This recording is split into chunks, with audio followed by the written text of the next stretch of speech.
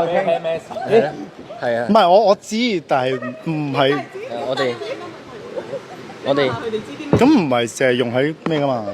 唔緊要，我哋翻去再討論啦。我哋喂，冰火二重天我唔理。好，係嘛，繼續。好啦，跟住就話 Ian 你都準備係有一個jazz 嗰個 show 啊，你準備成點咧？其實都係個零禮拜咗。